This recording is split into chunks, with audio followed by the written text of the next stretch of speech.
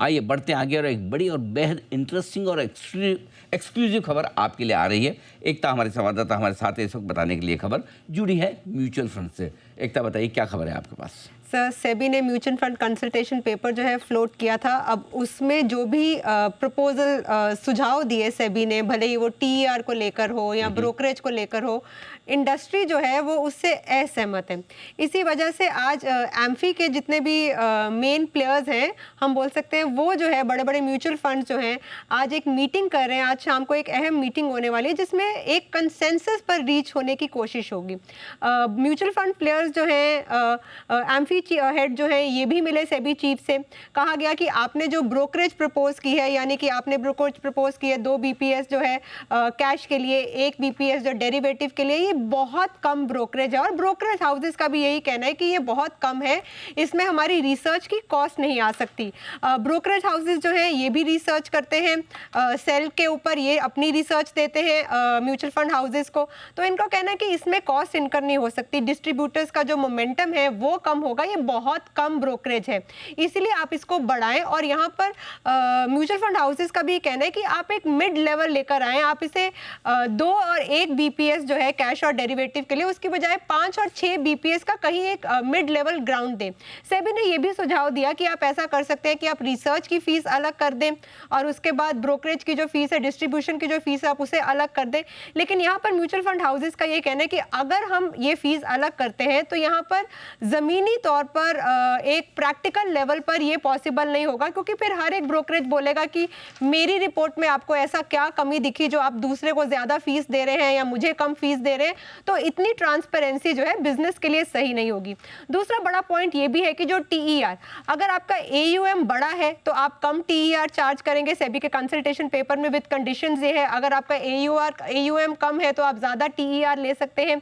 अब यहाँ पर भी विद कंडीशंस, जो प्लेइंग फील्ड है, यहाँ पर म्यूचुअल फंड्स का ये कहना है कि आपने 2.1 बीपीएस और 0.9 बीपीएस अगर हम लोअर ले तो ये बहुत बड़ा प्लेइंग फील्ड है, इसमें भी एक मिड लेवल लेकर आए, क्योंकि ये भी हमें जायज नहीं लग रहा। एयूएम भले ही बड़ा है, लेकिन अगर आप टीईआर कम करते हैं तो टेक की कॉस्ट हो गई या फिर कंप्लायंस की कॉस्ट हो गई, वो भी बढ़ती है। तो इस सब को लेकर जो है एक इंपॉर्टेंट मीटिंग है जिसमें एक कंसेंसस जो है मिड लेवल जो फील्ड है उसे रीच करने का एक यहाँ पर हम ऑब्जेक्टिव है। और सेबी चीफ का भी यही मानना है कि हम जो है इंडस्ट्री के प्लेयर्स की बात करेंगे।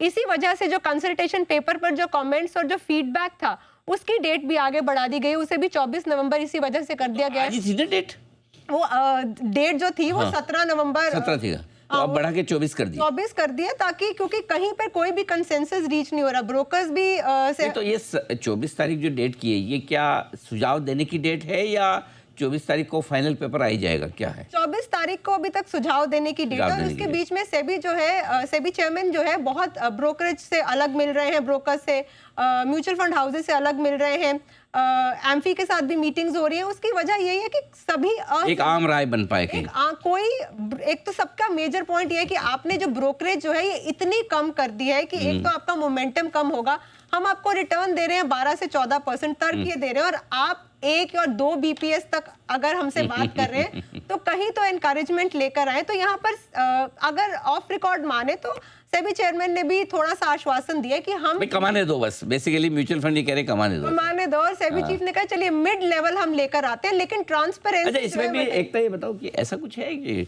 बड़े फंड अलग सोच रहे हैं, छोटे फंड जो नए आ रहे हैं, जो छोटे आजकल 10-20-50 हज़ार करोड़ के एयूएम वाले जो फंड है वो छोटे, उनकी मांग अलग है, और बड़े जो 5-5, 10-10 लाख की कैटेगरी, 5 लाख करोड़ प्लस के जो फंड है वो कुछ अलग मांग रहे हैं। तो सर यहाँ पर यही कह रहे हैं कि आपने एयूएम कम है तो आपने बोला कि चलिए ज्यादा नहीं, 5 बीपीएस के आसपास या कुछ, आपने टीईआर आपने बढ़ा दिया है। हाँ, और बड़े वाले कह रहे हैं कि आपने उनका टीईआर जो है बढ़ा दिया है, हमसे आप कम ले रहे हैं। बड़ा भी तो छोटा, जो छोटा वाला प्लेयर है वो भी तो बड़ा कभी होगा, हम भी छोटे से बड़े हुए हैं। तो ऐसे तो हमारा जो कॉर्पस है जिसे हम बड़ा करने का सपना देखते हैं, उसके ऊपर आप कहीं ना कहीं उसे भी कम कर रहे हैं। तो यहाँ पर हर कोई अपना अलग अलग तर्क दे रहा है, और यही कह रहे हैं कि म्यूचुअल फंड सही है कहकर हमने म्यूचुअल फंड्स को बहुत पॉपुलर किया है, लोगों को रिटर्न दे रहे हैं। तो आप ब्रोकरेज जो है 2 बीपीएस, 1 बीपीएस, या फिर आप जो टीईआर है वो छोटों को भी ऐसा नहीं कि आप बहुत बड़ा दे रहे हैं, आप उसमें भी थोड़ा सा नहीं नहीं, ये दर्द तो हमेशा रहेगा। फॉर एग्जांपल मैं बताता हूँ, मैं भी आपको एक चीज़ बताता हूँ। म्यूचुअल फंड्स में पैसा लगाना चाहिए। म्यूचुअल फंड जरा हमारे सारे एक्सपर्ट्स को भी लाइए एक बार स्क्रीन पे, क्योंकि इनको भी सुना है। जब पैसा लगाना चाहिए म्यूचुअल फंड में, डायरेक्ट इन्वेस्टिंग के बजाय म्यूचुअल फंड्स अच्छे होते हैं। म्यूचुअल फंड सही है, SIP करनी चाहिए। ये हम कितने सालों से बात करें, हमने इस दिशा में इतना काम किया है। अब जब म्यूचुअल फंड बड़े हो गए, अब इनके पास पैसे खर्च करने की ताकत आ गई। आजकल ये कहाँ खर्च करते हैं, इनके ऐड दिखते हैं आपको सारे क्रिकेट मैचेस में। सही है। अब इनको बिजनेस चैनल नज़र नहीं आते, इनको लगता है ये तो हमें वैसे ही बुलाते हैं, इंटरव्यू करते ही हैं, राइट। इन्हें ये लगता है कि ये तो इनके दर्शक तो हमारे हैं ही इन्वेस्टर, अब हमको वो वाली चीज़ जो नहीं है। तो नहीं, बिल्कुल बड़े और छोटों की बराबर होनी चाहिए एकदम। जब इन जो बड़े फंड एमफी जो पैसा उन्हें करना चाहिए बिजनेस मीडिया पर खर्च, वो आपका भी तो दूसरी जगह जा रहा है। ट्रू। हम भी कह सकते हैं कि आज म्यूचुअल फंड इस लेवल पे आए हैं तो उसमें हमने बहुत काम किया है। Exactly. सारे बिजनेस, हम खाली हमारी बिजनेस की बात नहीं कर रहे, सारे बिजनेस चैनल्स ने काम किया है इस पर, सारे बिजनेस चैनल्स ने। और बिजनेस चैनल को आप उठा के देख लीजिए डेटा, कितना बिजनेस उनका म्यूचुअल फंड का बिजनेस चैनल्स पे आता है, कितना बाकी जनरल न्यूज़ चैनल्स पे या फिर क्रिकेट चैनल्स पे जाता है, पता चल जाएगा। लेवल प्लेइंग फील्ड तो सब जगह होना चाहिए। फिर जब आपने बोली बात तो मुझे याद है, मैं जनरली ऐसी बातें बोलता नहीं, और एटलीस्ट इस प्लेटफॉर्म, क्योंकि मैं एडिटोरियल हूँ, मेरा काम नहीं है बिजनेस का, लेकिन जो सही है वो सही है, गलत है वो गलत है। तो उनको भी समझना चाहिए कि सबसे ज़्यादा म्यूचुअल फंड पॉपुलर करने का काम बिजनेस चैनल्स ने किया है, सबसे ज़्यादा, सबसे ज़्यादा।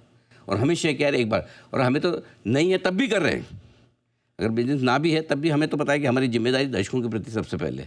लेकिन म्यूचुअल फंड इंडस्ट्री को भी ये समझना पड़ेगा, बहुत ज़रूरी है। तो सबको दर्द सबको होता है, तकलीफ सबको होती है। म्यूचुअल फंड बड़े वालों को भी है, एमफी को भी है, तो सही है, फिर करिए, आप भी देखिए। चलिए बढ़िया, इंटरेस्टिंग। तो 24 तारीख तक ये होने वाला है, राइट।